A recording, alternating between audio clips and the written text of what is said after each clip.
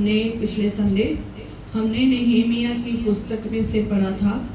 उसके first chapter में हमने 1 से लेकर 3 तक पढ़ा था। पर जो हमारा वचन था, जो हमारा टॉपिक था, वो ये था कि कई बार हमारी निंदा और हमारी कई बार दूरदर्शा इसलिए खराब हो जाती है क्योंकि हम उसके खुद कारण होते हैं। इस नेहेमिया की किताब में आप 2 चीजों के ऊपर जरूर ध्यान देना। फर्स्ट, ये पूरे चैप्टर में फर्स्ट चैप्टर में एक बात का जरूर ध्यान देना क्योंकि कलाम इसी के ऊपर है। फर्स्ट चैप्टर का ही सारा कलाम आगे चलना है। इस जगह में 2 चीजों का ध्यान रखना। पहला नंबर लोग, दूसरा नंबर यरूशलेम। नंबर लोग जो यरूशलेम में रह रहे हैं, जो बदवाई से तो छूट गए हैं, गुलामी में से तो छूट गए हैं, पर उनकी हालत बड़ी बुरी है, उनकी निंदा बहुत हो रही है। दूसरा, यरूशलेम की फर्स्ट नंबर शहरपनाह मीन्स दीवारें क्या है, टूटी हुई है। दूसरा, यरूशलेम का क्या जले हुए हैं, फाटक। दूसरा जो यरूशलेम का है वो फाटक क्या हो गए हैं, जल गए हैं। ठीक है, ये दोनों जो चीजें हैं ना, दोनों बहुत बुरी दूरदर्शा में है। चाहे लोग हैं तो चाहे यरूशलेम है, चाहे जगह है, चाहे इंसान है, पर इनकी जो दूरदर्शा है ना वो बहुत क्या है, बुरी है। चारों ओर से जो दीवारें हैं ना, टूटने का कारण सिर्फ एक था कारण। क्यों? क्योंकि इन्होंने परमेश्वर की आज्ञा को नहीं माना, विधियों को नहीं माना, नियमों को नहीं माना, और इन्होंने परमेश्वर के विरुद्ध चले और परमेश्वर की आज्ञा को नहीं माना। इसलिए यरूशलेम की जो 4 दीवारी थी ना, तो वो दुश्मनों ने आकर, विरोधियों ने आकर गिरा दी। ठीक है, दुश्मनों ने अदर जो देश के लोग थे उन्होंने इनके ऊपर हमला किया और विरोधियों ने हमला करके सब कुछ लूट लिया और सब माल लूट के लेके चले गए। ठीक है, तो ये हुआ था। पर लेकिन कुछ लोगों को गुलामी में से छोड़ दिया और वो कहाँ पर आ गए हैं, यरूशलेम में।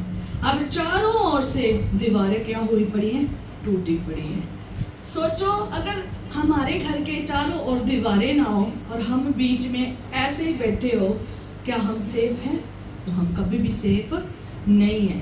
ठीक है, तो ये जिस जगह में रह रहे हैं, इनके चारों ओर दीवार ना होने के कारण दुश्मन जो है, विरोधी जो है, वो कहीं से भी आ जाते हैं और कहीं से भी उनको आकर क्या करते हैं, लूट लेते हैं। माल उनका जितना भी है, जो भी अन्न है, जो भी चीजें हैं, सब क्या कर लेते हैं, लूट लेते हैं, इनकी इज्जत लूट लेते हैं और इनका मजाक उड़ाते हैं, इनको गलत बोलते हैं, इनको अलग अलग तरीके से निंदा करते हैं। जैसे आज लोग किसी के साथ अगर कुछ थोड़ी सी भी प्रॉब्लम आती है तो लोग क्या करना शुरू कर देते हैं, बातें, निंदा। अगर कोई पर्सन खुदा में बहुत ज्यादा चल रहा हो तो जैसे इससे कोई एक गलती होती है तो लोग क्या करना शुरू कर देते हैं, निंदा। अगर या फिर कोई वैसे ही हम देखें तो अगर घर में कोई किसी ने कुछ कर दिया या किसी को कुछ हो गया तो लोग उसके ऊपर बड़ी बातें करने लग जाते हैं। ठीक है, और जलन रखने वाले तो ज्यादा बातें करते हैं, बाकी तो फिर भी क्या करते हैं, दर्द को जो सह रहे हैं उनको क्या देते हैं, तसल्ली देते हैं। तो ये जो लोग हैं, तो इनके विरुद्ध में लोग जो चारों तरफ से जो दीवारें नहीं है ना, उसकी वजह से तो ये लोग जो है ना, उनका मजाक बड़ा उड़ाते हैं क्योंकि वो खुले में बैठे हैं। उनको कहीं से उनका जो शहर की पनाह जो है ना, वो उनकी ना होने के कारण और इनकी वजह से उन्हें बड़ी बातें सुननी पड़ रही है। उनके हालातों को देख कर और उनकी कंडीशन को देख कर ये उनका मजाक उड़ाते हैं, उनसे झगड़ते हैं, उनसे मारपीट करते हैं, ये जो अन्य विरोधी लोग हैं। ठीक है, तो ये विरोधी उनके साथ ऐसा बुरा हाल करते हैं, इसलिए इनकी दूरदर्शा और इनकी निंदा होती है क्योंकि विरोधी इन्हें छोड़ते नहीं है। सिर्फ किस लिए? क्योंकि शहर की पनाह नहीं है। आगे हम इसके बारे में सीखेंगे, शहर की पनाह के बारे में। जब इन्होंने परमेश्वर का विरोध किया, तो जब ये लोग परमेश्वर की इच्छा से बाहर चले, परमेश्वर की इच्छा के अनुसार नहीं चले, तो परमेश्वर की आज्ञा को नहीं माना और बुराई की और विधि और नियमों को नहीं माना, तो ये रिजल्ट निकला इनके जीवन में ये रिजल्ट आया है। और ये कोई छोटा सा रिजल्ट नहीं है, बहुत बड़ा है। जितने यरूशलेम में रहते थे सबको अलग अलग देशों में खुदा ने तितर बितर कर दिया था। सब बिछड़ गए, सब एक दूसरे से जुदा हो गए। कोई उसको लेकर देश चला गया, कोई देश लेकर चला गया। जब एज़रा, एस्तर और जब आप नेहेमिया पढ़ोगे ना, आप इन तीनों किताबों को पढ़ना, खुदावंद के वचन को पढ़ना, आप जान जाएंगे कि ये सब कैसे रह रहे हैं। ठीक है, तो जब हम खुदावंद की बात को नहीं सुनते हैं, ये वचन हमारे लिए है। ये जो घटनाएं होती है ना यहाँ पर, ये हमारे लिए है। ये हमें सिखाते हैं, क्या सिखाते हैं कि अगर हम खुदावंद की इच्छा से नहीं चलते हैं, अगर हम खुदावंद की आज्ञा और विधि और नियमों की पालना नहीं करते हैं, अगर हम खुदा के विरोध में चलते हैं और इच्छा से बाहर हो जाते हैं, तब ये रिजल्ट आता है, ये बुरा हाल होता है। खुदावंद समय तो देता है कि इंसान सुधर जाए, लोग सुधर जाएं, और जब हद से ज्यादा लोग ये काम करते हैं, विरोधता करते हैं और पाप करते हैं, तो परमेश्वर भी मदद नहीं करता। और परमेश्वर उनकी कोई मदद नहीं करता, वो शांत हो जाता है, क्योंकि उसकी अधीनगी में नहीं है। लोग उसकी अधीनगी में नहीं है, लोग उसकी मर्जी से चल नहीं रहे हैं। और परमेश्वर कहता है इधर को चलो, वो किधर को चल रहे हैं? उल्टी दिशा में। अब जब भी आप देखोगे घर में भी कोई उल्टी दिशा में जाए और लगातार उसको हम सिखाते रहें, बताते रहें और समझाते रहें, पर वो सुधरे ना, तो एक समय होता है क्या हो जाते हैं? चुप हो जाते हैं। फिर हम उसे कहते नहीं है, हम उसे रोकते नहीं है, उसे हमें कुछ भी नहीं कहते। फिर वो अपनी मर्जी से फिर छोड़ देते हैं कि फिर ठीक है, तो अपनी मर्जी करनी है तो कर। फिर बाद में जब होगा ना कुछ बड़ा, तो फिर पता चलता है कि मैंने क्या गलतियां और गुनाह किए। ठीक है, तो खुदावन जो हमारा परमेश्वर है, खुदावन जो हमारा पिता है, और जब तक आप उस पिता के साथ बने रहते हैं, परमेश्वर का आदर आज्ञा में रहते हैं, तब तक वो तुम्हारे साथ रहता है। और तब भी वो साथ रहता है जब आपसे गलतियां भी हो जाती हैं, गुनाह भी हो जाते हैं और आप पश्चाताप भी कर लेते हैं, खुदावन फिर भी क्षमा करता है, फिर भी चलता है। ठीक है, तो कई बार क्या होता है कि हम परमेश्वर के इस समय को जो वो हमें देता है, उसकी हम क्या नहीं रखते? मर्यादा नहीं रखते। ये समय खुदावन हमें देता है, उसे जब हम समझते नहीं हैं और हम गुनाह पे गुनाह करते जाते हैं, फिर खुदावन मदद नहीं करता, फिर खुदावन उन्हें छोड़ देता है। पर लेकिन खुदावन कभी कभी छोड़ भी देता है, पर कभी कभी उन्हें गुलामी में जाने देता है। खुदावन का हथियार है। फर्स्ट मैं आपको हथियार बता देना चाहती हूँ कि जो खुदावन की खुदा की इच्छा के अनुसार नहीं चलते, तो उनके ऊपर कई तरह के हथियार इस्तेमाल कर देता है। और उनमें से मैं कुछ हथियार आपको बता देती हूँ। जो खुदावन के हथियार है ना, तो वो है गुलामी, कंगाली, अकाल, महामारी, तलवार, महंगी। ये सारे क्या है? हथियार है। आजकल बहुत महंगी हुई पड़ी है। कारण क्या है? कारण क्या है? क्योंकि लोग खुदावन की इच्छा से क्या हो गए? बाहर। ये धरती खुदावन की इच्छा में नहीं, गुनाह में ज्यादा पड़ रही है, इसलिए ये हालात हो रहे हैं। तो जब लोग सुधरते नहीं हैं, खुदावन भी मदद नहीं करता, खुदावन भी उन्हें गुलामी में जाने देता है। खुदावन उन्हें गुलामी में विरोधी जो आते हैं, दुश्मन जो आते हैं, हमला करने आते हैं, अटैक करने आते हैं, उन्हें उनसे छुड़वाता भी नहीं है और ना ही उनसे बचाता है। खुदावन अपना शांत होकर बैठा रहता है और खुदावन जो है ना, ये होने देता है। ये नहीं है कि खुदावन को पता नहीं चल रहा, नहीं, खुदावन को सब पता है। वो कई बार ऐसे ही कई बार जाने देता है और कई बार दुश्मनों को अलाउ भी कर देता है, उनके हाथों में भी दे देता है। जब आप परमेश्वर का वचन पढ़ोगे ना तो कई बार हमने पढ़ा है इसराइलियों को जब पढ़ोगे तो कई बार खुदावन ने इसराइलियों को दुश्मनों के हाथों में दे दिया। कारण क्या था? क्योंकि वो खुदा की आज्ञा में नहीं थे, वो खुदावन जैसा कह रहा था वैसा नहीं चल रहे थे। तो कई बार गुलामी जब आती है ना तो खुदावन उस गुलामी में से नहीं निकालता, अलाउ होने देता है क्योंकि हमने बहुत गलत किया है। ये लोगों ने बहुत गलत किया है, इन लोगों ने इतना ज्यादा गलत किया था, इतना ज्यादा हद से गुनाह में चले गए थे, तो खुदावन ने भी इन्हें गुलामी में जाने दिया और खुदावन ने भी इनके विरोधियों के हाथ में इन्हें दे दिया। और खुदावन ने भी यरूशलेम को नहीं बचाया, खुदावन में भी यरूशलेम में पड़े हुए लोगों को नहीं बचाया, जबकि वो इतना ताकतवर देश है, जबकि वो इतना ताकतवर जगह है, जबकि वो खुदावन के मंसूबे में रहने वाली जगह थी। पर जब खुदावन के तरीके से नहीं चले तो सब कुछ क्या हो गया?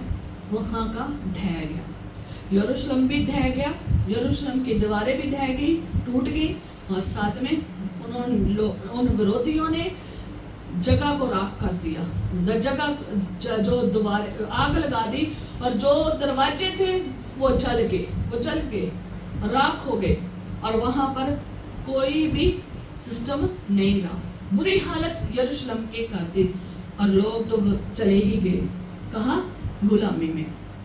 तो इसलिए हम सबको ये बहुत ज्यादा सीखने की जरूरत है कि हमने परमेश्वर की इच्छा से बाहर नहीं जाना और परमेश्वर की आज्ञा में रहना है और परमेश्वर की मर्जी से चलना है और अपनी मर्जी से नहीं चलना है, अपने नियम नहीं बनाने। आजकल क्या हो जाता है, चर्चेस में अपने नियम बना लेते हैं, बाइबल से बाहर नियम बन जाते हैं, बाइबल से बाहर विधियां बना लेते हैं। ये बाइबल हमें सिखाने के लिए है, यही हमारा मार्गदर्शन करती है।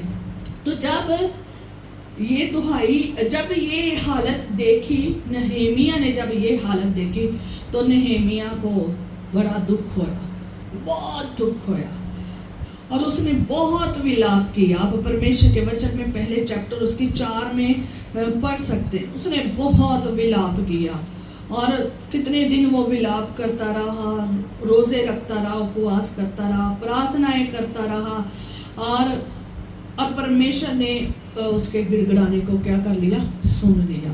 और जब परमेश्वर ने उसके जब वो विलाप कर रहा था, रो रहा था, तब उसने अंगीकार भी किया, उसने अपना अंगीकार किया, उसने अपने पिता के घराने का जो गुनाह किए थे उसके प्रति अंगीकार किया और जो इसराइलियों ने गुनाह किए थे उसके प्रति अंगीकार किया उसने। तो याद रखें कि जब तक हम दुहाई नहीं ना देंगे तब तक कहाँ रहेंगे?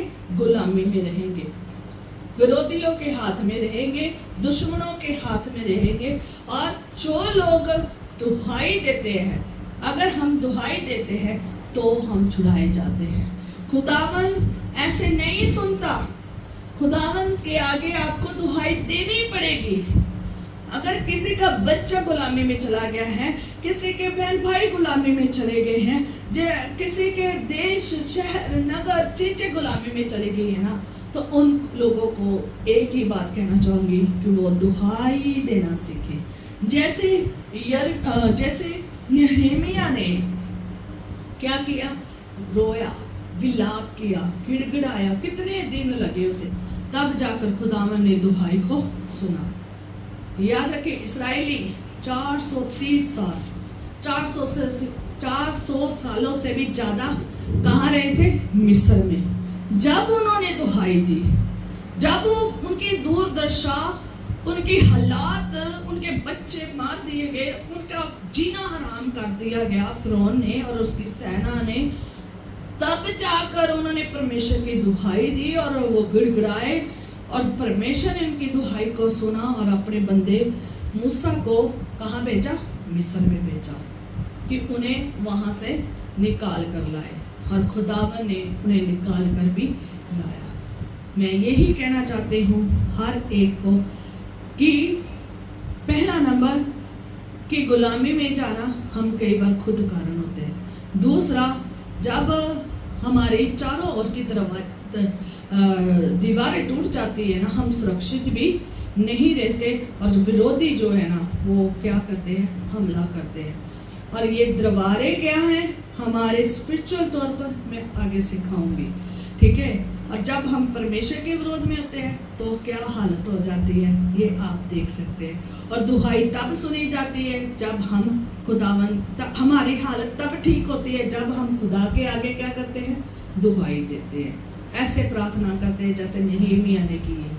तब खुदावन जो है ना हमें छुटकारा देता है, हमें ऐसे नहीं जीने देता जैसे हम गुलामी में जी रहे होते हैं। कहता वो दल दल के कीच में से भी निकाल लाता है, हालेलुया। जहाँ भी लोग क्यों ना हो वो वहां से निकाल लाता है। सिर्फ एक काम करने की जरूरत है, जो नहमीया ने प्रार्थना की, जो नहमीया ने रोजे रखे हैं, जैसे नहमीया ने रोजे, प्रार्थना, विलाप, रोना और प्रार्थनाएं लगातार करता रहे, वैसे करने की जरूरत है। सो आगे हम परमेश्वर के वचन में जो मेन टॉपिक है हमारा वो है वॉल्स एंड गेट्स, दीवारें और फाटक क्या है। जब आप नहमीया उसका पहला बाब और उसकी 3 आयत देखते हो तो लिखा है कि यरूशलेम की शहर पनाह टूटी हुई और उसके फाटक जले हुए हैं। हमारा कलाम आज का यही है कि ये दीवारों का क्या रोल था, ये शहर की पनाह का क्या रोल था और ये फाटक जो है इनका क्या रोल था। क्योंकि जब आप इस वचन को ध्यान से पढ़ोगे ना तो लिखा है कि जो बचे हुए लोग थे और जो बंधुआई से छूटकर आ गए थे और उस प्रांत में जो रह रहे थे, उनकी दुर्दशा बड़ी बुरी थी और उनकी बहुत निंदा होती थी। क्योंकि आगे लिखा है, क्योंकि ये निंदा क्यों हो रही थी, ये दुर्दशा क्यों गंदी थी, क्यों ऐसे हालात हो गए, क्योंकि शहर पनाह टूटी हुई थी। यरूशलेम की शहर पनाह, शहर की जो पनाह देने वाली जगह है ना, किला बंद है, वो क्या हुई थी, टूटी हुई थी। दीवारें टूटी हुई थी, फाटक चले हुए थे। इन दोनों के ऊपर ही हमारा कलाम जाएगा, इस संडे भी जाएगा और अगले संडे भी जाएगा। ये जो इनकी बुरी हालत है ना, ये वजह क्या है, एक तो वजह ये खुद है क्योंकि इन्होंने खुदा की आज्ञा नहीं माने।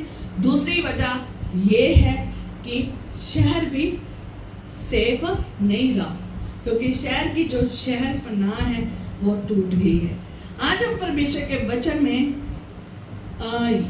देखेंगे कि ये दीवारें हैं क्या हैं, ये दीवारें क्या हैं, ये शहर पनाह क्या है।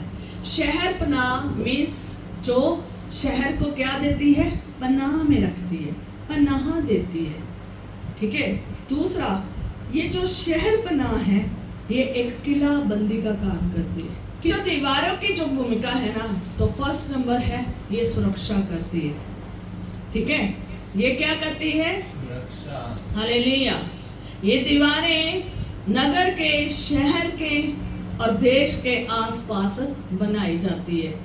आज भी आप देख सकते हैं कई जगह पर बनाई जाती है, ठीक है। पुराने जमाने में तो ये आम बात है, पर आज की डेट में थोड़ा सा पैटर्न चेंज हो गया।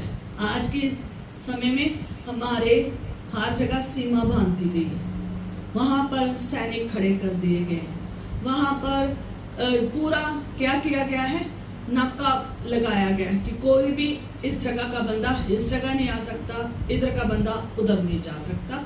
यही हम अपने देश में एक सीमा देख सकते हैं।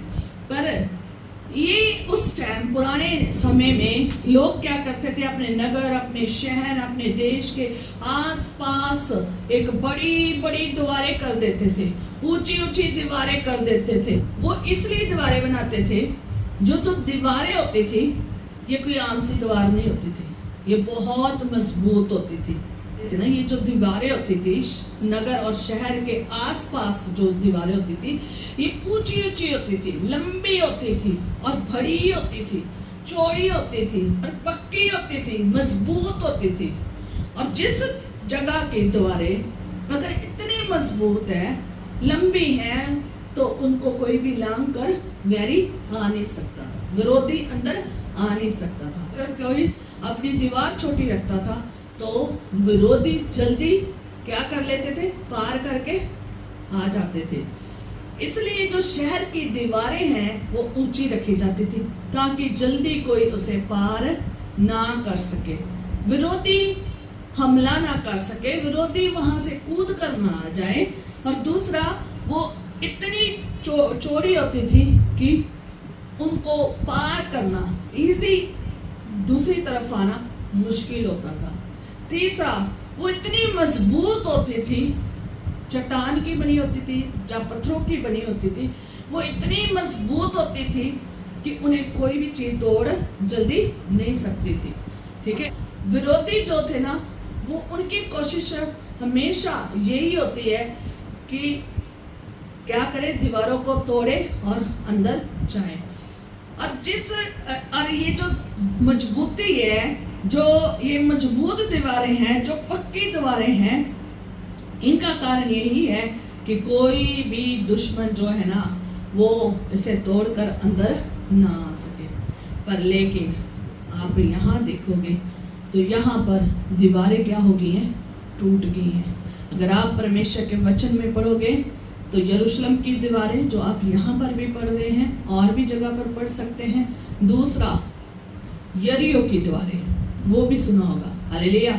दूसरा, आपने यरीहो की दीवारें सुना होगा कि वो कैसे तोड़ी गई और जो इस्राएली थे उन्होंने उनके ऊपर कैसे जीत पाई है।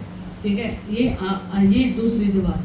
तीसरा, आप स्वर्ग में जो है ना, वहां पर भी प्रकाशित वाक्य में 21 आई थिंक चैप्टर है, वहां पर ये दीवारों के बारे में और फाटक के बारे में लिखा हुआ है। खुदावन ने चाहा तो आगे इसका जिक्र किया जाएगा। तो ये जो दीवारें हैं तो ये बहुत पक्की होती थी ताकि कोई भी जो विरोधी है, दुश्मन है, वो इसके ऊपर हमला ना करे और इसे तोड़ ना दे, और ताकि जो देश है, शहर है, लोग हैं, वो मारे ना जाए, खत्म ना हो जाए, उनका सामान ना लूटा जाए, उनकी इज्जत ना लूटी जाए, उनकी चीजें ना लूटी जाए और हत्या ना हो। तो कई कारण थे और इनका जो था ना, दीवारों को इतना मजबूत बनाना।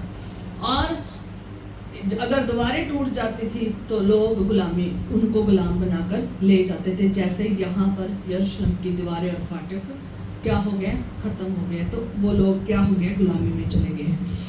तो ये जो जिस देश की और जिस नगर की दीवारें छोटी होती थी, वो जल्दी लोग विरोधी जल्दी पार करके चले जाते थे और पूरा जो हगामा और उनको अपने उसमें ले लेते थे, अपने कब्जे में ले लेते थे और उस जगह का कब्जा कर लेते थे। और जिस दीवार कच्ची होती थी, जिनकी दीवारें क्या होती थी, कच्ची होती थी, उनको जल्दी विरोधी क्या कर देते थे, तोड़ देते थे और उस जगह का सारा कब्जा अपने हाथों में ले लेते थे। इसलिए ये दीवारों का जो कारण है बनाने का, ये इसलिए था ताकि जो शहर है वो भी सुरक्षित रहे और जो लोग हैं वो भी सुरक्षित रहे और जो उनका सब कुछ वहाँ पर है, संपत्ति है, सामान है, बच्चे हैं, बुजुर्ग हैं, जवान हैं, वो भी क्या रहे, सुरक्षित रहे, उनके घर भी सुरक्षित रहे। इसलिए ये दीवारें बनाई गई थी। अब हम इसे रूहानी तौर पर भी सीखेंगे, दीवारों के बारे में, और जिस्मानी तौर पर भी सीखेंगे। भौतिक तौर पर दीवारें क्यों होती हैं ये हमने सीखा है, पर अब हम स्पिरिचुअली तौर पर सीखेंगे कि स्पिरिचुअली तौर पर ये दीवारें हमारे जीवन में क्या है, हमारे जीवन में इनका क्या मकसद है। ठीक है, ये क्यों होनी चाहिए। ये दीवारें हम सिर्फ यहाँ पर फिजिकल तौर पर ना देखें, एक किसी जगह का, स्थान का, ये चीजों का, मटेरियल के बारे में ना सीखें, बल्कि उससे बढ़कर हम स्पिरिचुअली तौर पर सीखें कि हमारे स्पिरिचुअली तौर पर भी इन दीवारों का होना बहुत जरूरी है। और आगे हम परमेश्वर के वचन में पढ़ते जाएंगे कि स्पिरिचुअली तौर पर ये दीवारें जो हैं हमारे जीवन में कैसे काम करती है। हालेलुया। जिस तरह इन देश और नगर और शहरों की दीवारें मजबूत और ताकतवर होती थी और पूरी ऊंची और लंबी होती थी और इन्हें सुरक्षित रखती थी, वैसे ही हमारी स्पिरिचुअल दीवारें ऐसे ही होनी चाहिए। हमें भी ऐसे ही दीवारें बनानी चाहिए ताकि हमारी स्पिरिचुअल लाइफ खराब ना हो, हमें कोई भी विरोधी आकर खराब ना करके जाए, हमारी दुर्दशा बुरी ना करके जाए और हमारी निंदा भी ना होने पाए। तो ये था एक जिस्मानी तौर पर सीखना, पर जिस्मानी तौर पर भी सिखाऊंगी और कुछ पॉइंट साथ साथ मैं आपको रूहानी तौर से भी सिखाऊंगी। और पहला नंबर, ये जो घर के आसपास या फिर देश के आसपास या फिर नगर के आसपास ये जो दीवारें बनाई जाती है ना, तो फर्स्ट नंबर है कि वो तूफानों से बचाती है। किससे बचाती है? तूफानों से बचाती है, बाढ़ से बचाती है, मेघ से बचाती है, ठीक है, और हमें अंधेरियों से बचाती है। जब आप देखोगे कि अगर हमारे घर के आसपास दीवारें ना हो तो तूफान आ जाए तो सारा कूड़ा करकट, अंधेरियां आ जाए, तूफान आ जाए, सारा कूड़ा करकट कहाँ आएगा? घर के अंदर आएगा, और जो हमारा सब कुछ है वो कहाँ चला जाएगा? कहीं और बिखर कर चला जाएगा। घर के आसपास, इसलिए हम अपने घर के आसपास ही देख लिए कितनी दीवारें, अब चाहे बाहर कितनी मर्जी अंधेरी चले, तूफान चले, हवाएं आए, तो वो हमारा अंदर नुकसान नहीं कर सकती। तो जब हम छोटे थे, छोटे होते से हम सीखते आ रहे हैं, मैं तो छोटे होते से सीखते आ रही हूँ कि जैसे ही मौसम खराब होना शुरू हो जाता था तो मेरी मम्मी हमेशा कह देती थी कि आज मौसम खराब है और आज तो ना बड़ा तूफान आने वाला है, अंधेरी बड़ी आने वाली है, तो ऐसे करो जो घर के बाहर पड़ा है ना सामान, उसको क्या कर लो, अंदर सेट करके रख लो। दूसरा नंबर, सारे दरवाजे बंद कर दो, सारे बंद कर दो दरवाजे, ताकि ये जो गर्दा है, जो कूड़ा है, ये जो सारी मिट्टी है, ये घर के अंदर ना आए और पूरे घर को भर के ना आ जाए, क्योंकि फिर उसके बाद सफाई करनी सबसे मुश्किल थी। एक एक चीज को झाड़ना और एक एक चीज को साफ करना सबसे ज्यादा क्या था, मुश्किल था। तो इसलिए हम तो छोटे होते से ये सब कुछ सीखते आए हैं, बहुत सारे लोगों ने सीखा होगा। और ये जो दीवारें हैं ना, ये हमें तूफान का जो कूड़ा करकट और ये जो चीजें गंदगी है ना, उन्हें क्या करती है, रोकती है। वो बाहरी गंदगी को हमारे घर में नहीं आने देती। जो घर की दीवारें हैं वो चारों तरफ से हमारे घर के अंदर कूड़ा, गंदगी और मिट्टी, धूल अंदर नहीं आने देती। अब तूफानों को देखते हो तो वो बहुत सारी चीजों को उड़ा के ले जाते हैं, बहुत सारी चीजों को तबाह करके चले जाते हैं और बहुत सारे सामान को तोड़कर चले जाते हैं। पर लेकिन अगर हमारी दीवारें पक्की है ना, तो हमारे चीजें कभी भी नहीं टूटेगी और कभी भी हमारा कोई भी नुकसान भी नहीं होगा। और जब आप कई बार देखते हैं कि बाढ़ भी आती है, तो जिनके घर की दीवारें और जिनकी जगह ऊंची नहीं होती, उनके घर में जल्दी क्या आ जाता है, बारिश का पानी, बाढ़ का, फ्लड का पानी क्या आ जाता है, अंदर आ जाता है। पिछले साल क्या हुआ था, हर साल ही हो जाता है हमारे पंजाब में। तो क्या होता है कि पानी इतना आ जाता है, जो गांव नीचे हैं, सबसे ज्यादा तबाही वहाँ पर होती है। और जितने दूर होंगे और जितने ऊंचे होंगे उतने ही वो घर बाढ़ से क्या होते हैं, सुरक्षित होते हैं। तो ये जो चाहे बाढ़ है और चाहे ये तूफान है, अंधेरियां हैं, मींह है, इन सब से ये दीवारें जो है ना, हमें क्या करती है, बचाती है, हमें बचाती है। और अगर आप इसे रूहानी तौर पर देखेंगे ना, स्पिरिचुअली तौर पर देखेंगे ना, ऐसे ही शैतान कभी कभी ऐसे तूफानों को उड़ाता है, ऐसे तूफानों को भेजता है जो बहुत खौफनाक होते हैं, जो बहुत तबाही मचाते हैं, जो घरों को, परिवारों को तबाही में ले आते हैं, चीजों को तबाह करते हैं। अगर हमारी जिंदगी की स्पिरिचुअल, आत्मिक तौर पर दीवारें मजबूत होगी ना, तो हमारा कोई भी तूफान कुछ भी बिगाड़ नहीं सकता। तूफान हमारा कुछ नहीं बिगाड़ेगा, बल्कि तूफान चाहे जितने मर्जी आ जाए, हनेरियां जितनी मर्जी आ जाए, और चाहे बाढ़ जितनी मर्जी आ जाए, ना तो वो हमें ढाकर जा सकती है, ना हमारा कोई नुकसान कर सकती है, ना वो हमें नष्ट कर सकती है, ना हमारा कोई भी किसी भी तरह का तबाही मचा के जा सकती है। वो कुछ भी हमारा नहीं कर सकती, क्योंकि जब तूफान आते हैं, हनेरी आती है, तो बहुत सारा कूड़ा करकट साथ में लेकर आती है। दुनिया जान का सारा कूड़ा करकट धूल लेकर आती है।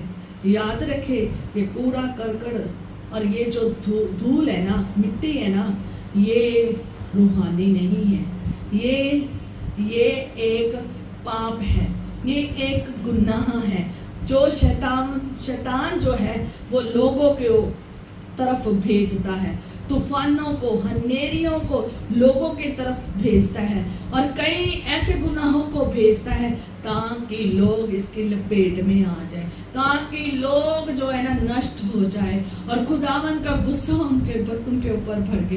याद रखें, बहुत सारे लोग तबाह इसी प्रकार हो गए हैं। क्यों?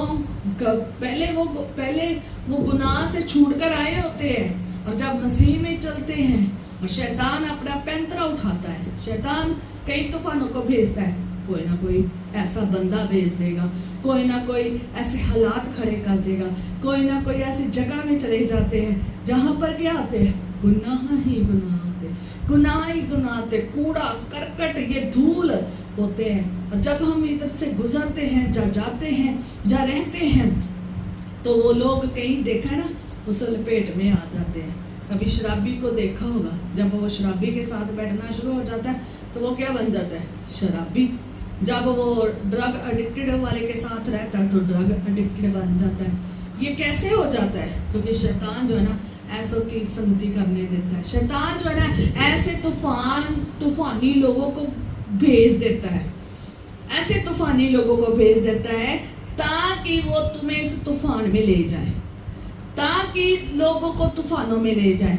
ऐसे ही हमारे सबके जीवन में कोई ना कोई गुनाह को शैतान भेजता है, कोई ना कोई लोगों को हमारे जीवन में भेजता है, कुछ ना कुछ काम ऐसे हमारे जीवन में करने की कोशिश करता है ताकि हम कहाँ चले जाए, गुनाह में चले जाए। ऐसे तूफान जब आए, ऐसे हनेरियां जब आए, याद रखे, दुनिया का कूड़ा, संसार का कूड़ा, गुनाह का कूड़ा, ये हमारे अंदर एंटर भी ना होने पाए। इस दीवारों को, इस दिल की दीवारों को, इस जिस्म की दीवारों को, इस रूह की दीवारों को इतना मजबूत बना लीजिए, इतना मजबूत बना लीजिए, कोई गुनाह आपके अंदर एंटर ना होने पाए। आपकी दिल अपनी जिंदगी की दीवारें इतनी मजबूत बनाए, आपके साथ चाहे जितने मर्जी गुनाही लोग क्यों ना रहते हो, कितने मर्जी संसारिक लोग क्यों ना रहते हो, और कितने मर्जी दलीलें क्यों ना आ जाए,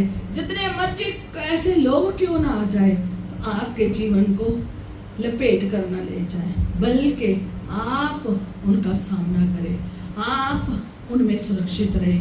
ये दीवारें सुरक्षा का काम करती, हमें प्रोटेक्ट करती है, हमें बचाती है।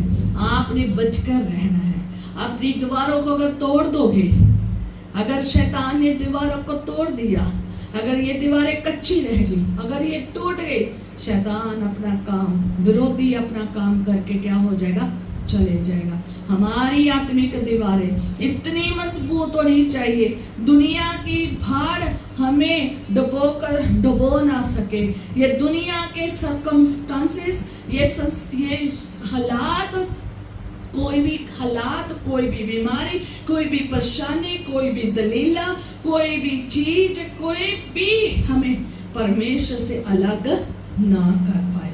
परमेश्वर के साथ हम जुड़े रहे। हमारी दीवारें इतनी मजबूत होनी चाहिए कि गुनाह हमारी तरफ अगर आए तो ये दुनिया का कूड़ा करकट हमारी तरफ आए, हम उसमें लपेटे ना जाए, वो हमें नष्ट ना करके चले जाए, हमारे ये घर को गंदा ना करके चले जाए, हमारी दुर्दशा को, हमारी इस निंदा को ना बढ़ा दे, निंदा ना होने दे। ठीक है, इस तरह से बने। इनकी यरूशलेम की दीवारें जब टूट गई और जब फाटक टूट गए तो इनकी हालत बुरी होगी। याद रखें, लोगों की हालत आज बुरी हो रही है क्योंकि उनका कोई भी किसी भी तरह से दीवारें बनी नहीं हुई।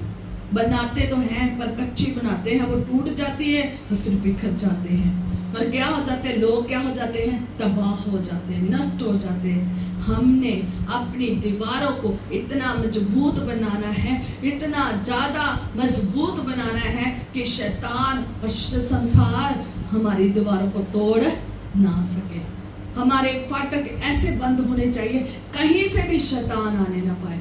आज कई बार अंदर ही तूफान उठते रहते हैं, शैतान कुछ ना कुछ कान में कुसर कुसर करता रहता है, अंदर ही तूफान उठ रहते हैं, मन में तूफान उठ रहे, निकाले नहीं बाहर, क्योंकि ये सब जिंदगी को तबाह करते हैं। बाहर से कोई पर्सन आ रहा है, आपकी जिंदगी को नर्क बनाना चाहता है, आपको मसीह लाइफ में से हटाना चाहता है। आप जो कर रहे हैं, गा रहे हैं, बजा रहे हैं, आराधना कर रहे हैं, वचन सुना रहे हैं, गवाही दे रहे हैं, खुदा का काम कर रहे हैं, अगर आपको कोई हटाना चाहता है उस दीवार को, उन तूफानों को, उन लोगों को अपने जीवन में से क्या करें, निकाल दे, आगे बढ़े, मसीह में बने रहे। हालेलुया।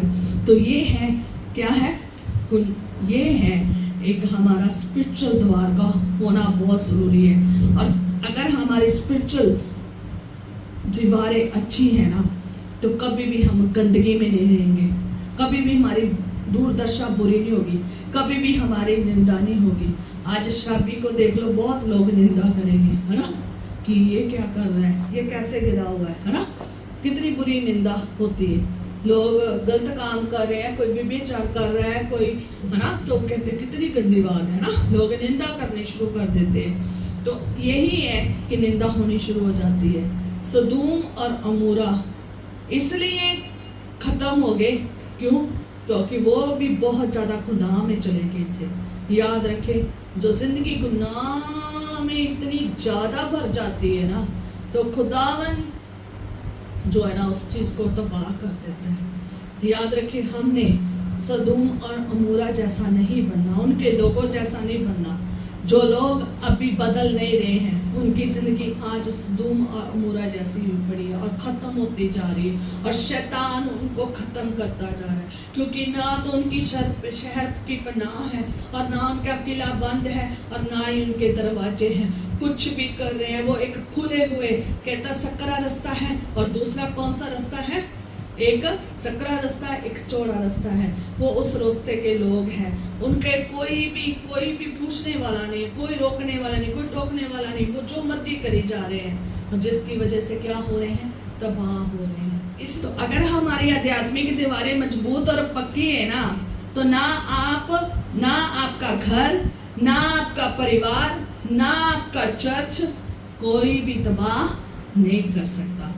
आपका घर भी, आपका परिवार भी, आपका चर्च भी, आपकी जिंदगी को कोई तबाह नहीं कर सकता। इसलिए हमारी आध्यात्मिक जो स्पिरिचुअल दीवारें है ना, वो क्या होनी चाहिए, मजबूत होनी चाहिए। और अगर हमारी ये दीवारें मजबूत हैं तो कोई हमें नष्ट नहीं कर सकता, और हमारे चारों ओर क्या होंगे, हम सेफ होंगे। यीशु मसीह ने एक दृष्टांत दिया, बुद्धिमान ने घर बनाया, किसके ऊपर, चट्टान के ऊपर। मैं बरसा, बाढ़ें आई, आंधियां आई, घर से टकराई, फिर भी नहीं गिरा, वो गिरा नहीं है। और दूसरा, एक और ने घर बनाया, मूर्ख ने, तो सेम कंडीशन उसके ऊपर भी हुई। मैं बरसा, बाढ़ें आई, आंधियां चली, घर से टकराई, तो वो क्या हो गया, ढह गया, क्योंकि उसने रेत के ऊपर घर बनाया था, कच्चा घर था। कच्चा घर हमेशा क्या हो जाएगा, ढह जाएगा। इसलिए मैंने आपको बताया कि दीवारें जब शहर के आसपास बनाई जाती थी, वो कच्ची नहीं होती थी, वो पक्के पत्थरों की बनाई जाती थी, अच्छी मजबूत मटेरियल की बनाई जाती थी, ऊंची बनाई जाती थी, ताकि शैतान जो है ना जितने मर्जी अटैक करे और को वो ढह ना सके, कोई भी अटैक करे तो वो ढह ना सके। तो ये दोनों ने तो घर बना तो लिया है, बुद्धिमान ने भी, मूर्ख ने भी, पर लेकिन एक ने चट्टान के ऊपर बनाया है। वो चट्टान कौन है? हमारा खुदा है। उसने उसके ऊपर बनाया है। और दूसरे ने रेत के ऊपर बनाया है, संसार के ऊपर, संसार की चीजों के ऊपर, पैसे थैले के ऊपर और तमाम चीजों के ऊपर ही वो रहते हैं और शैतान की युक्तियों के तरफ चलते हैं। और जिन्होंने इस तरीके से घर बनाया है तो प्रॉब्लम दोनों के ऊपर सेम आई है, अटैक दोनों के ऊपर सेम हुआ है, सब कुछ सेम हुआ है। दोनों के ऊपर मींह बरसा, दोनों के ऊपर बाढ़ आई, दोनों के ऊपर आंधी आई है, घर से टकराई है। एक ढह गया है और एक नहीं ढहा है। याद रखें, हमने वो बुद्धिमान बनना है। हमारा घर ऐसा मजबूत होना चाहिए, खुदा में इतना मजबूत होना चाहिए। हमारी शहर पनाह, हमारा शहर पनाह जो है ना, वो किस में होनी चाहिए? खुदा में होनी चाहिए। हमारा किला बंद कौन है? खुदा है। कहता वो मेरी जान का किला है, नजात में पाना है। जब तक आप उस किला में हैं, आपका उद्धार बना रहेगा। जब तक आप कच्चे हैं, इस रेत की तरह हैं, तो किला बना नहीं रहेगा, क्योंकि आपने किला खुदा को नहीं बनाया, संसार और संसार की चीजों के ऊपर बनाया है। आप उनके ऊपर डिपेंड है। याद रखें, हमारा किला बंद, हमारी शहर बना, हमारा परमेश्वर ढाल है, हम उसमें रहना है। उद्धार हमारा ढाल है। उद्धार जब तक हम परमेश्वर के उद्धार में हैं, इस दीवार में हैं, तब तक कोई इसे नष्ट नहीं कर सकता, कोई नष्ट नहीं कर सकता। मैं एक दो बातें कहना चाहती हूँ कि सिर्फ आपकी ढाल को सिर्फ या तो परमेश्वर हटा सकता है या फिर आप हटा सकते हैं। दो जने हैं। मैं हमेशा कहती हूँ कि आपके आसपास जो भाड़ा लगा है ना, तो सिर्फ दो जने ही हटा सकते हैं, एक परमेश्वर, दूसरा आप। यहाँ पर परमेश्वर ने नहीं ढाल शहर पनाह तोड़ी।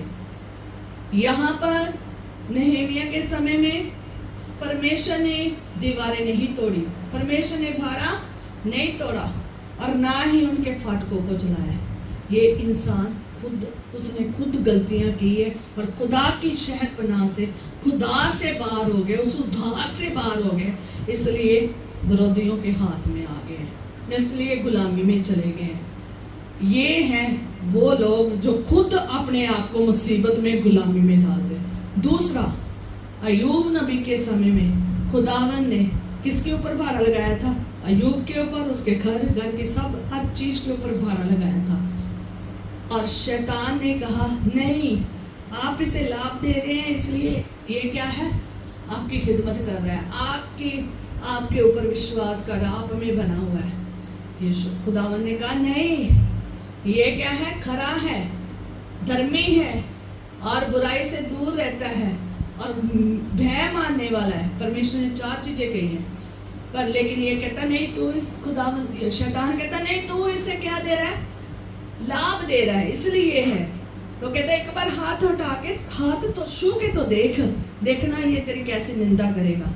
खुदा ने कहा जा, तेरे हाथ में दे दिया। और 12 उसी टाइम अय्यूब से क्या हो गया? हट गया। और जैसे भाड़ा हटा, हर चीज तबाह हो गई, यहाँ तक कि उसके जिस्म में भी सर से लेकर पैर के तले तक जख्म हो गए। दूसरा यही है कि खुदावन भाड़ा हटाता है, और वो इसलिए हटा देता है ताकि आप विश्वास योग्यता में आगे डबल आशीष पाओ। इसलिए नहीं कि आपको शैतान के हाथों में दे देता है तो कि तुम क्या हो जाओ? तबाह हो जाओ। जब खुदावन के पास ऐसे परखने वाला शैतान परख करने आता है ना, जब परखने वाला शैतान परख करने के लिए आता है ना हमारे विश्वास की, तो हमारा विश्वास इतना मजबूत होना चाहिए जैसे कैसे किसका था? अय्यूब का विश्वास था। इसलिए उसने क्या पाई है? डबल आशीष पाई। अगर उसका फाड़ा टूट भी गया था ना, तो फिर भी उसने नजात उसकी खत्म नहीं हुई, उद्धार खत्म नहीं हुआ, परमेश्वर का प्रेम उसमें खत्म नहीं हुआ। याद रखे, 2 ही जगह हो सकती है जहां पर फाड़ा टूट सकता है। एक परमेश्वर की ओर से, वो इसलिए ताकि आप उन्नति में जाए। जब आप परखे जाएं तो आप उससे भी बढ़कर बाहर निकल कर आए, उससे भी निखर कर बाहर आए, और आप फिर उस आगे देखो कि डबल आशीष के हकदार हो गए। दूसरा, हम खुद कारण होते हैं, जैसे नहमीया में खुद कारण थे। कई बार हम खुद कारण होते हैं। ये था, और इसलिए ये जो बाढ़ है ना, ये हमें डुबा नहीं सकती। ये जो तूफान है ना, ये जो मींह है, ये जो बाढ़ें हैं, ये हमारा कुछ भी बिगाड़ नहीं सकती। इसलिए जो इंसान है ना, हमें खास तौर पर जो मसीह विश्वासी है, याद रखें, मसीह विश्वासी हैं, मसीह परिवार हैं, चर्च कलीसिया हैं, इनकी दीवारें इतनी मजबूत होनी चाहिए, इतनी मजबूती तरीके खुदा में पनाह ले और उद्धार में रहे और खुदा में बने रहे, और उस भाड़ से बाहर ना जाए, उस भाड़े से बाहर ना जाए। और दूसरा नंबर, चाहे कैसी मर्जी सिचुएशन क्यों ना आ जाए, कैसी मर्जी प्रॉब्लम्स क्यों ना हो जाए, अगर आपने बुद्धिमानी तरीके से, अगर आपने समझदार तरीके से और खुदा के अंदर घर बनाया है, चट्टान के ऊपर घर बनाया है, यीशु में घर बनाया है, अगर आप उसमें वास कर रहे हैं, आपका किला यीशु है, आपका किला परमेश्वर है, तो कोई भी आपको नष्ट नहीं कर सकता। शहर और नगर की दीवारें इसलिए बनाई जाती है कि जो बाहर के जंगली जानवर है, जो बाहर के ऐसे वाइल्ड एनिमल है, वो अंदर ना आ जाए, क्योंकि चारों तरफ से क्या है, दीवारें, आगे क्या है, दरवाजे लगे हुए हैं, वो क्या है, बंद है। और इसलिए बंद है, इसलिए दीवारें हैं, ताकि कोई बाहरली जंगली जानवर अंदर आकर घुसकर अंदर की तबाही ना करके चले जाए, किसी को फाड़ के ना चले जाए, किसी को मार कर ना चले जाए, किसी को नष्ट करके मृत्यु की हालत में ना भेज दे। इसलिए दीवारें की जाती है। स्पिरिचुअली तौर पर अगर हम देखें तो हमारी दीवारें भी इतनी मजबूत होनी चाहिए।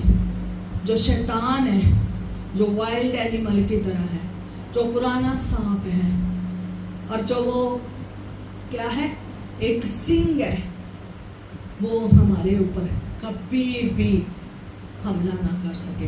पर पहला पतरस उसके 5 और 8 में लिखा है, सुचेत हो और जागते रहो, क्योंकि तुम्हारा विरोधी शैतान गर्जने वाले सिंह के समान इस खोज में रहता है कि किसको फाड़ खाए।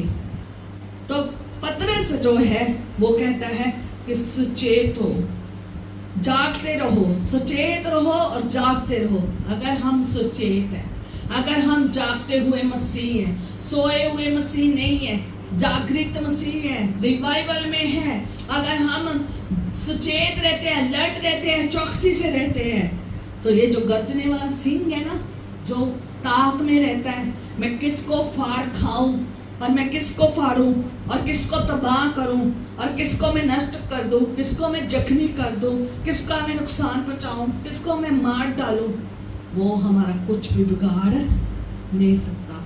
हालेलुया। इसलिए हर मसीह को सचेत रहना चाहिए, जागते रहना चाहिए, अपने स्पिरिचुअल दीवारें मजबूत रखनी चाहिए। स्पिरिचुअल जो फाटक है वो क्या रखने चाहिए, मजबूत रखने चाहिए, और इतने मजबूत होने चाहिए कि ये सिंह बाहर ही गरजता रहे, बाहर ही गरजता रहे और कुराता रहे। क्या सिंह और सांप और बिच्छुओं को कुचलने की ताकत दी है हमें, हालेलुया, उनको फाड़ने की, खत्म करने की ताकत दी है। अगर मसीह अगर इस अधिकार में रहता है, अगर उसके जीवन में ऐसी आशीष है बनी हुई है, तो वो ही इस सिंह को मार सकता है, वो ही इनको जो सांपों को, बिच्छुओं को रोक सकता है, जिनकी दीवारें मजबूत है, जो सचेत रहते हैं। आधे लोगों को तो खुद नहीं पता होता कि ये हमला हुआ किसने किया, कि जो शैतान है ना, वो वाइल्ड एनिमल है, वो वाइल्ड जंगली जानवर है, सिंह है, जो कुचलने के लिए, फाड़ने के लिए और जख्मी करने के लिए, तबाह करने के लिए गरज रहा है। आज बहुत सारे लोग उसमें लपेट में आ रहे हैं, पर लेकिन आपने अपनी दीवारों को जैसे अब तक मजबूत रखा है ना, आगे और इससे मजबूत करें। कोई दीवार ना शैतान के लिए खोले, कोई अपनी दीवारों को टूटने ना दे जिस जगह से वो आ जाए और फाड़ कर चला जाए। ये दीवारें जब आप फिजिकल तौर पर देखते हो, भौतिक तौर पर देखते हो, तो वो इसलिए लोग अपने शहर के आसपास बनाते थे ताकि जो अन्य राज्य के लोग हैं, जो अन्य लोग हैं, जो विरोधी लोग हैं, जो दुश्मन लोग हैं, वो हमारी दीवारों को तोड़कर और हमारे दरवाजों को तोड़कर अंदर ना आ सके। जैसे यहाँ की दीवारें टूटी हैं, जहाँ जैसे नेहमिया के समय में दीवारें टूट गई और क्या हो गए, फाटक जल के राख हो गए, तो विरोधी आए तो गुलाम बनाकर क्या करके ले गए, गुलाम बनाकर ले गए। अब गुलामी की जिंदगी जी रहे हैं। और दूसरा नंबर, सब कुछ लूट गया, सब कुछ खत्म हो गया है। तो हमने ऐसी दीवारें बनानी है, स्पिरिचुअल तौर पर हमारी ऐसी दीवारें बनी होनी चाहिए कि जो हमारा विरोधी शैतान है, जो वो लोग जो हमारे विरोधी है पर लेकिन शैतान के शिकंजे में है, उसने उनको इस्तेमाल कर रहा है, जो जिन इंसानों को वो इस्तेमाल कर रहा है, उन्हें अपने जीवन में एंटर भी ना होने दे। क्योंकि शैतान कभी कभी सीधा आता है, कभी कभी वो किसी न किसी तरीके से आता है। और शैतान जो है ना, जो हमारा विरोधी है, वो चाहता है कि दीवारें टूटे, फाटक तोड़े जाएं और जलाए जाएं और लोगों को जो है, लोगों के ऊपर क्या किया जाए, कब्जा किया जाए, उनके ऊपर बॉन्डेज, गुलामी ये लाई जाए और उनके बच्चों का, परिवारों का और चर्च और कलीसिया का क्या किया जाए, नाश किया जाए। आज बहुत सारे चर्च नष्ट हो चुके हैं, बहुत सारे चर्च किसी और चीजों में चले गए हैं। क्यों? क्योंकि दीवारें और मजबूत किला नहीं था। आज बहुत सारे लोग जो विश्वास करते थे, विश्वासी थे मसीह में, आज उनके परिवार नष्ट इसलिए हो रहे हैं क्योंकि उन्होंने शैतान के लिए ऐसी ही दीवारें बनाई थी, ऐसी उनकी दीवारें थी, कच्ची थी और ऐसी दीवारें थी जो शैतान ने ढा दी और वो क्या आ गए हैं, अंदर आ गए हैं। रेत के घर के बनाने वाले के समान दीवारें बनाई थी, इसलिए वो ढह गई और वो क्या हो गए, शैतान अंदर आ गया है। और शैतान अंदर आने की वजह से उन्होंने उनको नष्ट कर दिया है और घरों को नष्ट कर दिया है और परिवारों को नष्ट कर दिया है, बच्चों को नष्ट कर दिया है, चर्च कलीसियाओं को नष्ट कर दिया है। आज ये सारा कारण यही है क्योंकि उन्होंने मजबूत दीवारें और मजबूत क्या नहीं बनाई हुई थी, मजबूत फाटक नहीं थे। और दुश्मन की चाहत यही है, विरोधी जो दुश्मन है वो बाहर से हमले कर रहा है, हथियारों से, तीरों से और कई तरह के पत्थरों से और कई चीजों से वो क्या करता है, दीवारों के ऊपर हमला करता है। और इसलिए वो अटैक करता है ताकि वो दीवारें जो मजबूत है, जो दीवारें हैं वो ढह जाए, टूट जाए, ताकि वो आसानी से कब्जा कर ले।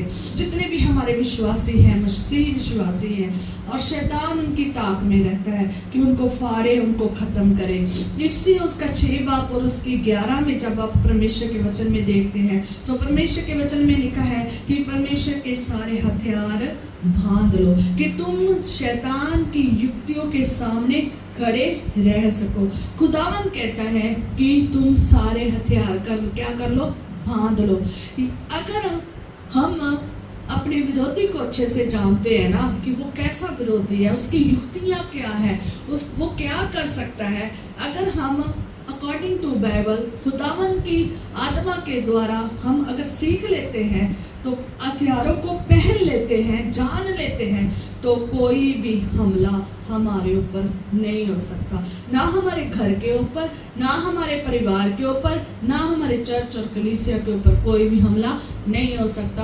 और खुदावन जो है ना, उन्हें नष्ट होने से क्या करता है, बचा लेता है। क्यों? क्योंकि उन्होंने क्या पहने हुए हैं, हथियार। इसलिए परमेश्वर का वचन कहता है कि सारे हथियार पहन लो, एक भी हथियार हमने छोड़ना नहीं है। क्योंकि जो विरोधी है, शैतान है, जो हमारे विरोध में खड़ा है, जो हमारी विरोधता कर रहा है, वो चाहता है कि हम टूट जाए, हम बिखर जाए, हम नष्ट हो जाए। उसकी यही ताक है, वो हमें खत्म करना चाहता है। और वो उसकी युक्तियां हैं, उसकी बहुत सारी युक्तियां, वो बहुत सारे प्लान बनाता है, वो कई तरह से क्या करता है, आने की कोशिश करता है, नष्ट करने की कोशिश करता है। अगर हम मजबूत है, विश्वास में मजबूत है, उद्धार में मजबूत है, खुदा में मजबूत है, तो उसकी एक भी युक्ति हमारे विरुद्ध काम नहीं कर सकती। और हम शैतान की युक्तियों के सामने क्या रह सकते हैं, खड़े रह सकते हैं। और अगर हमने शैतान की विरुद्ध युक्तियों को समझ लिया है ना, अगर शैतान की युक्तियों को, उसके प्लान को हमने समझ लिया है ना, तो वो हमारे उद्धार को नहीं खत्म कर सकता, वो हमारे विश्वास को नहीं खत्म कर सकता, वो इन दीवारों को तोड़ नहीं सकता, हमारी शांति को चुरा नहीं सकता, हमारे आनंद को चुरा नहीं सकता, हमें नष्ट किसी भी प्रकार से नहीं कर सकता। तो इसलिए जो है शैतान जो है ना, वो पूरा चाहता है कि आपके ऊपर हर प्रकार से आक्रमण करे, अटैक करे, सारी चारों तरफ से। इसलिए हमारे चारों तरफ क्या होनी चाहिए, शहर की पनाह होनी चाहिए, दीवारें होनी चाहिए, और पूरा हमने कवच अगर पहना हुआ है, पूरा सर से लेकर पैर के तले तक हमने हथियार पहने हुए हैं, तो हमें कोई भी नष्ट नहीं कर सकता। मैं कहता हमारा जो मल युद्ध है वो किसके साथ नहीं है, खून, लहू और मांस से नहीं है। आज लोग जो है ना गलत तरीके से लड़ रहे हैं। किसके साथ लड़ रहे हैं, लहू से, मांस से, मीन्स लोगों से लड़ रहे हैं, लोगों से लड़ रहे हैं, बीमारियों से लड़ रहे हैं, परेशानियों से लड़ रहे हैं, कई चीजों से लड़ रहे हैं, पर लेकिन उनको पता नहीं है असल में हमारा युद्ध किनके साथ है, हमारा युद्ध किस दुष्ट आत्माओं के साथ है, हमने कैसे उनके सामने खड़े रहना है। उनको यही नहीं पता। वो युद्ध तो कर रहे हैं अपनी जिंदगी में, बहुत सारी बीमारियों से युद्ध कर रहे हैं, बहुत सारी संसारिक चीजों से युद्ध कर रहे हैं, बहुत सारे अपनी कई चीजों में वो युद्ध कर रहे हैं, पर लेकिन वो मांस और लहू से युद्ध कर रहे हैं, वो इंसानों से युद्ध कर रहे हैं, पर इनके बिहाइंड जो दुष्ट आत्माएं हैं ना, उनके साथ युद्ध नहीं कर रहे। आज लोग, मैं देखती हूँ, इंसान के साथ लड़ रहा है। आज लोग पास्टर के साथ आज लोग क्या कर रहे हैं, पास्टर के साथ लड़ी जा रहे हैं, और पास्टर कलीसिया के साथ, कईयों के साथ लड़ता रहता है। और मैंने देखा है क्यों ये होता है, क्योंकि उन्हें पता ही नहीं हमने युद्ध करना क्या है। आज लोगों को सही पता ही नहीं है युद्ध करना किसके साथ है। आज कई पास्टर के साथ लड़ रहे हैं, कई कलीसिया के मेंबर कई कलीसियाओं के साथ लड़ रहे हैं, या पास्टर कलीसिया के साथ, या कलीसिया पास्टर के साथ। कई जगह पर यही हाल हुआ पड़ा है।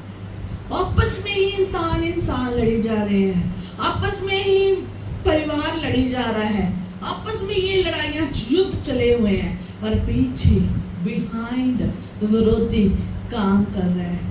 हम उसके लिए द्वार खोले हुए हैं, हमारी दीवारें टूटी हुई है, इसलिए शैतान आ रहा है और लड़ाइयां पैदा कर रहा है। मैंने कहा था ना कि आपका घर, आपका चर्च, आपकी कलीसिया, आपका परिवार, अगर इनकी दीवारें आसपास की मजबूत है ना, मसीह में, खुदा में मजबूत है ना, तो शैतान एक भी हमला नहीं कर सकता। जो लोग है ना, आज उन्हें पता ही नहीं है किससे लड़ना है, समस्याओं से कैसे लड़ना है। ये मुश्किलें जो आ रही है कौन भेज रहा है, ये समस्याएं कौन भेज रहा है, ये बीमारियां कहाँ से आ रही है, ये चीजें कहाँ से आ रही है, हमने इससे कैसे लड़ना है। बच्चे गुनाह में जा रहे हैं, बच्चे व्यभिचार कर रहे हैं, बच्चे नष्ट हो रहे हैं, इनको कैसे बचाना है, कोई पता नहीं है।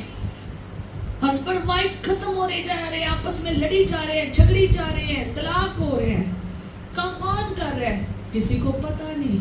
आज मांस और मांस से लड़ाई हो रही है, लहू और लहू से लड़ाई हो रही है। बिहाइंड जो युक्तियां शैतान की हैं, जो सेना शैतान की है, उसके साथ युद्ध नहीं हो रहा है, आपस में युद्ध हो रहा है। शैतान लड़ाता है आपस में, परिवारों को आपस में लड़ाता है, माँ बाप को बच्चों से, बच्चों को माँ बाप से, और हस्बैंड वाइफ को, पास्टर को और कलीसिया को आपस में लड़ा रहा है। क्यों? क्योंकि दीवारें टूटी हुई है। क्यों? फाटक खुले हुए हैं, शैतान को मौका दिया है, पोर्टल खोले हुए, वो आ रहा है, विरोधी शैतान आ रहा है, हमला कर रहा है चारों तरफ से, और लोग फंसते जा रहे हैं, नष्ट होते जा रहे हैं।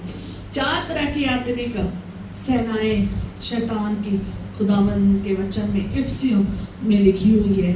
फर्स्ट शैतान की जो सेना है ना वो प्रधानों की है, दूसरा अधिकारियों की, तीसरा संसार के अंधकार के शासकों की है जो संसार के ऊपर अंधकार फैला रहे हैं, शासन कर रहे हैं, और चौथा दुष्टता की आत्मिक सेना जो आकाश में है वो काम कर रही है। दुष्टता आज ऐसे नहीं दुनिया में फैलती जा रही, क्योंकि शैतान की जो सेना है दुष्ट प्राणी है, दुष्ट है वो ऐसे ही आ रही है। याद रखें, अगर हमने हथियार पहने हैं, अगर हम पूरे कवच में हैं, अगर हमने पूरे दरवाजे और सारे फाटक बंद किए हैं ना, तो शैतान का एक भी हमला हमें तोड़ नहीं सकता, हमें खत्म करके नहीं जा सकता। और परमेश्वर के वचन में आप जैसे ही इफिसियों सारा पढ़ोगे तो वहां पर सारे हथियार लिखे हुए हैं, सर से लेकर पैर की तली तक सारे हथियार लिखे हुए हैं। याद रखें, वो सब पहन लो। हमारा विरुद्ध किसी भी और चीज के साथ नहीं है, हमारा युद्ध शैतान और शैतान की सेना के साथ है। ये एक इंसान को समझना बहुत जरूरी है, और ये भी जानना बहुत जरूरी है कि हर एक जो मेरे जीवन में मुझे नष्ट करने के लिए आ रहा है, जो मसीह में मुझे चलने के लिए रोकने के लिए आ रहा है, जो मेरा मसीह में बढ़ने के लिए रोकने के लिए आ रहा है ना, उसके पीछे कौन सी चीजें काम कर रही है। ये जो मुश्किलें, ये जो समस्याएं, ये जो बीमारियां आ रही है, इनके पीछे कौन सी दुष्ट आत्माएं वास कर रही। जिस दिन आप एक एक चीज के बारे में सीख के ना, आप उसी तरह के क्या करेंगे, युक्तियां बनाएंगे, प्लान बनाएंगे, उसी तरह प्रार्थना करेंगे, उसी तरह कलाम करेंगे, उसी तरह ही आप अपने हथियारों को इस्तेमाल करेंगे और शैतान से क्या हो जाएंगे, जीत जाएंगे। आधे विश्वासी अपनी समस्याओं में इतना फंसे पड़े हैं, इतना बॉन्डेज में चले गए हैं, इतनी बीमारियां, परेशानियां, दर्द, पीड़ा, चिंता में, नशे में, कई चीजों में चले गए हैं, क्योंकि उन्हें दुश्मन का पता ही नहीं है मैंने किससे लड़ना है। आपस में इतना लड़े जा रहे हैं कि उन्हें दुश्मन का पता ही नहीं है कि मेरा असल में विरोधी कौन है। लड़ते लड़ते वो क्या हो गए, थक रहे हैं। मसीह विश्वासी आज कई लड़ते लड़ते आपस में और अन्य चीजों से, अन्य समस्या और मुश्किलों से, बीमारियों से, तकलीफों से लड़ते लड़ते क्या हो गए, थक रहे हैं, नाश हो रहे हैं, टूट रहे हैं, दुखी हो रहे हैं, पीछे हट रहे हैं और गिर रहे हैं और कमजोर पड़ रहे हैं। इन भेदों को समझना बहुत ज्यादा जरूरी है कि विरोधी को पहचाने कि किसके पीछे कौन सा विरोधी काम कर रहा है। अगर चर्च में है तो किस इंसान के बीच में कौन सा विरोधी शैतान काम कर रहा है, आप उसके लिए क्या करें, प्रार्थना करें। और चर्च के अंदर, घर के अंदर, परिवार के अंदर, रिश्तेदारों के अंदर फाड़ने का काम कर रहा है, प्रेम को ठंडा करने का और खुदावंद की खिलाफत करने का, आपकी सेवा को खत्म करने का, आपकी सेवा के विरुद्ध, आपकी आत्मिक रीति के विरुद्ध काम कर रहे ना, उस दुष्ट आत्मा को पहचाने, उसे क्या करे, नष्ट करे, उसे खत्म करे, विरोधी को पहचाने। ये भेद है, विरोधी को पहचानना। अगर आप अपने विरोधी को पहचान गए हैं कि इस पर्सन में ये दुष्ट आत्मा है, आप सही तरीके से लड़ेंगे और सही तरह से आप अपने हथियार का इस्तेमाल करेंगे और शैतान को क्या कर देंगे, नष्ट कर देंगे और वो भाग जाएगा। कहता शैतान का सामना करो, वो भाग जाएगा। आज कई चर्च में से लोग भाग गए हैं। क्यों भाग गए? क्योंकि वो शैतान की तरफ से थे और वो शैतान उन्हें साथ ही लेकर चला गया।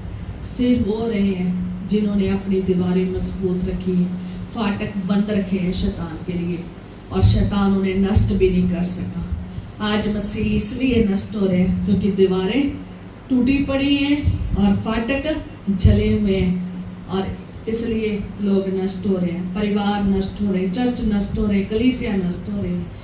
और कई इतने मजबूत है कि चाहे कहीं से भी विरोधी हमला करे, चाहे मीडिया से करे, चाहे परिवार में से करे, चाहे चर्च में से करे, चाहे पास्टरों में से करे, चाहे किसी भी संसार के लोगों के द्वारा करे, और वो ढहते नहीं है। क्यों? क्योंकि वो मजबूत बने हुए हैं।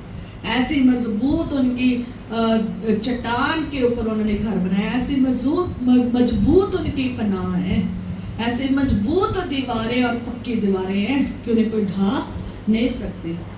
हालेलुया। इसी तरह होनी चाहिए। इफिसियों 6:16 में लिखा है, विश्वास की ढाल लेकर स्थिर हो, जिससे तुम उस दुष्ट के सब जलते हुए तीरों को बुझा सको। हमने दुष्ट के सारे तीरों को इसलिए बुझा सकेंगे जब हमारी विश्वास की ढाल, ये ढाल हमारे ऊपर होगी।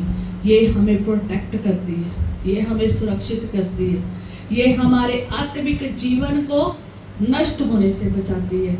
इसलिए विश्वास की ढाल वो दीवार है, वो उस दीवार का काम करती है जो हमारी रक्षा करती है, हमारी सुरक्षा करती है, हमें प्रोटेक्ट करती है, हमें दुष्ट के जलते हुए तीरों को बचाने की सामर्थ्य देती है। और विश्वास के साथ जब हम शैतान का सामना करते हैं वो भाग जाता है। विश्वास के साथ जब हम अपने हथियारों का इस्तेमाल करते हैं वो भाग जाता है। जब हम प्रार्थना करते हैं, जब हम विश्वास के साथ शैतान के साथ लड़ते हैं ना, तो वो नष्ट हो जाता है, भाग जाता है।